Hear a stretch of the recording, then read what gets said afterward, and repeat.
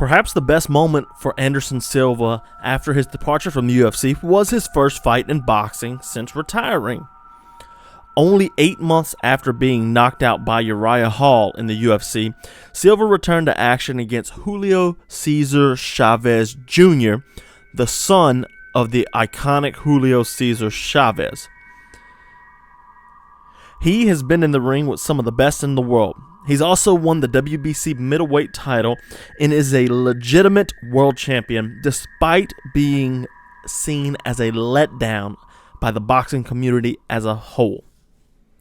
Chavez Jr. had a 4-fight winning streak during his title reign, taking the belt away from Sebastian Zibic in 2011 and going on to beat Peter Manfredo Jr., Marco Antonio Rubio, and Andy Lee before losing his belt to Sergio Martinez.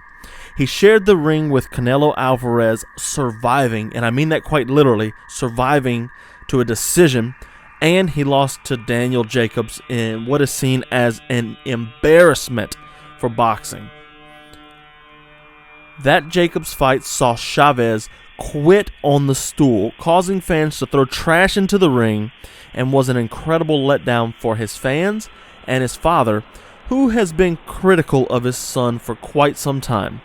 Going into the Silva fight, he snapped a 2-fight losing streak with a 4th-round TKO of Jason Mina in November of 2020.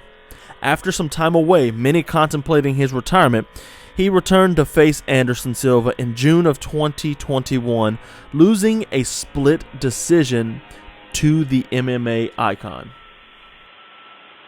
In the second round, we see Silva make some rookie mistakes.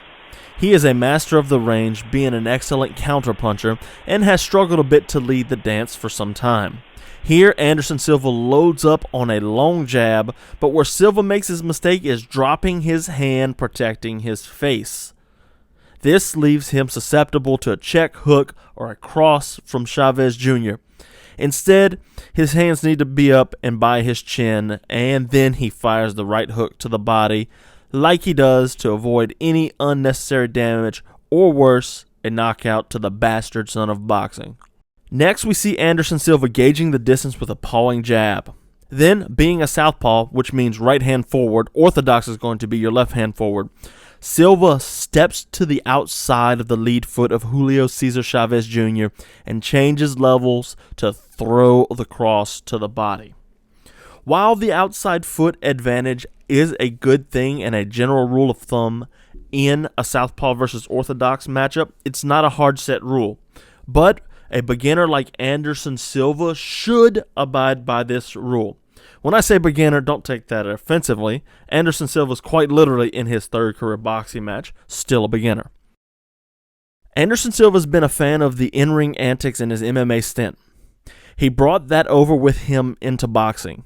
Having a good read on Chavez Jr., Silva puts his head forward and his hands behind his back before throwing a lunging jab that has Chavez Jr. covering up and looking down, which allows Silva to circle to Chavez's left. Most memorable from this fight comes at the end of round 3. Silva backs into a corner and is looking to counter.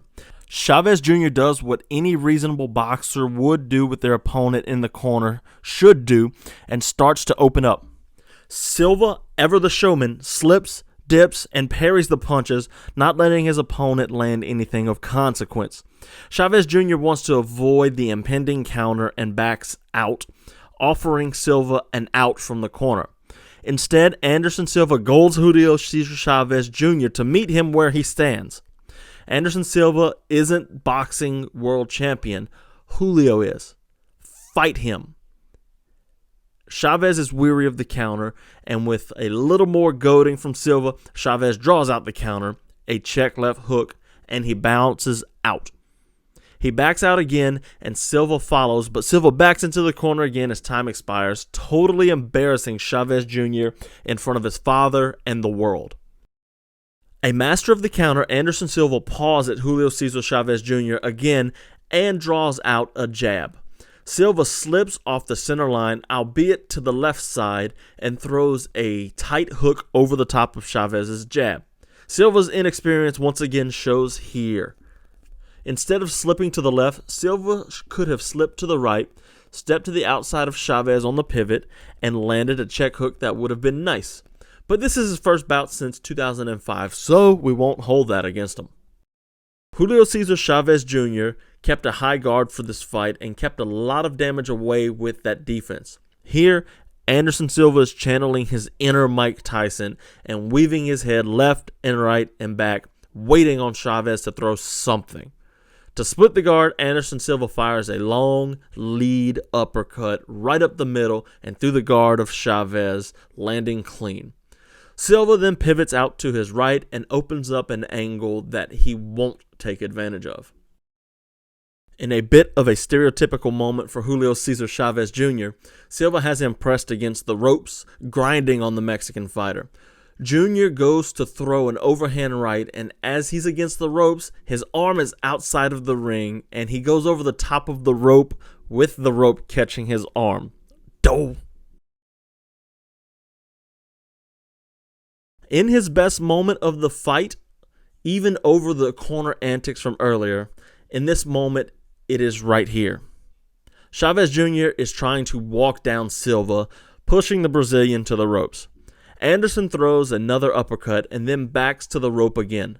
This gives Anderson Silva some space, and he throws a jab and steps through, switching to orthodox, and throws a rear right uppercut at Julio Cesar Chavez Jr. The switching of stances is a tricky thing to master, but can be even trickier to defend for an opponent.